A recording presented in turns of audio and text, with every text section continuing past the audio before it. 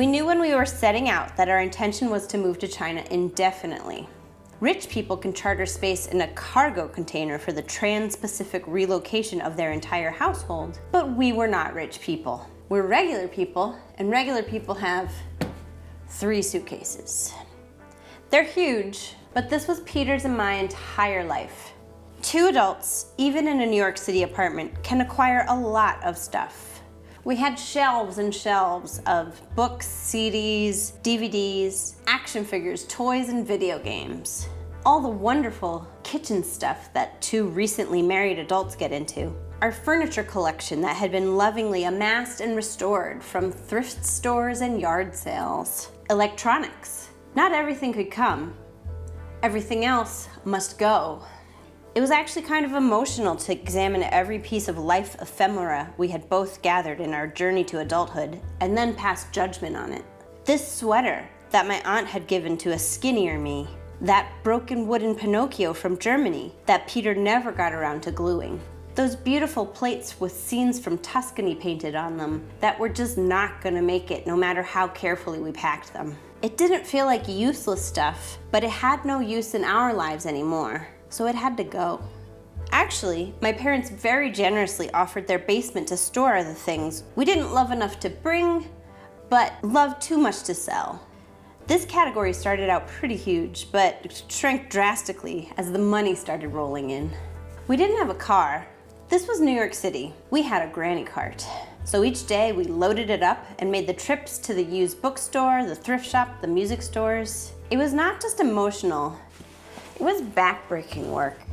Our apartment got emptier and emptier, and we were wrung out both physically and mentally every evening. But we were making about $200 cash every day. We buoyed our spirits with fancy dinners and sweet treats. And we held on to the PlayStation, so if we weren't working, we were gaming. We also had a really good experience selling some of our bigger pieces on Craigslist. Peter and I are sentimental folks, so it really felt like we were finding a good home for our beloved objects. There was the indie musician who went for the yard sale rocking chair I had restored. A young couple expecting a foster child who snapped up those cabinets we had. And a minor TV star talked Peter into selling his amp and his Speed Racer figure, in addition to the BC Rich guitar parts that were originally on offer. They're still friends on Facebook. In the midst of deconstructing our own lives, it was nice to get this glimpse into other people's lives and imagine them getting use and joy out of the things that had given us use and joy. We had a box of stuff that was too weird to sell, but not worth holding on to. So we put it out next to the trash, and sure enough, we overheard a neighbor exclaiming, "Hey, this is some cool stuff." We were so proud. The process of minimalizing our lives started a few months before we planned to leave for China. As the days went on, we went from nervous and excited to ecstatic at the money we were making, and then kind of bored and listless as our apartment emptied out. Selling all your life's possession is not a sustainable gig. You really can only do it once. And Peter and I weren't actually on a lifestyle cleanse. We like having things. We were just in the middle of a life reset that required us to cut down on all our possessions.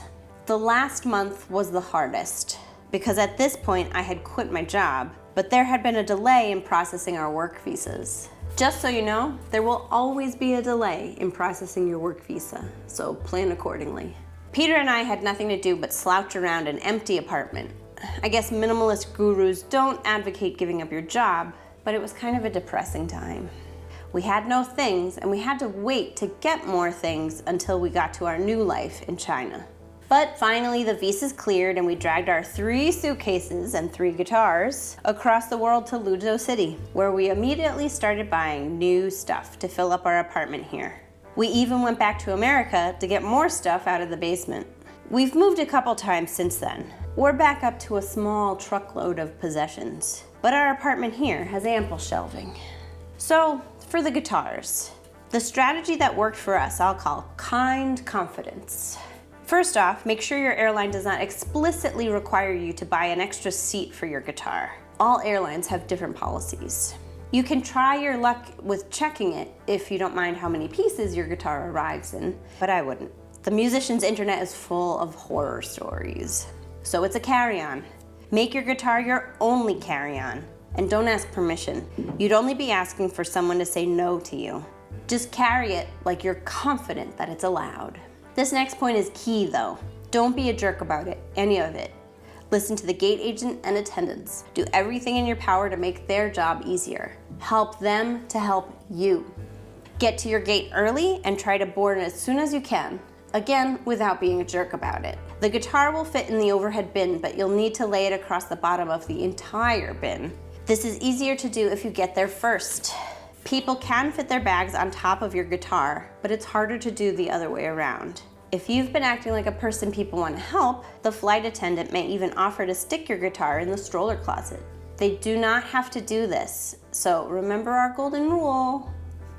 I cannot guarantee you anything, but we have to date brought 5 guitars and a ukulele overseas with us with no issues. You might not have guitars, but if you have something that's delicate and special to you, there's a way to get that over here with a little bit of gumption.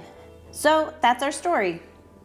Good luck with your big move, and we'll see you here with your own 3 suitcases. Next up, we'll talk about your Chinese job. Subscribe so you don't miss out on any of the fun.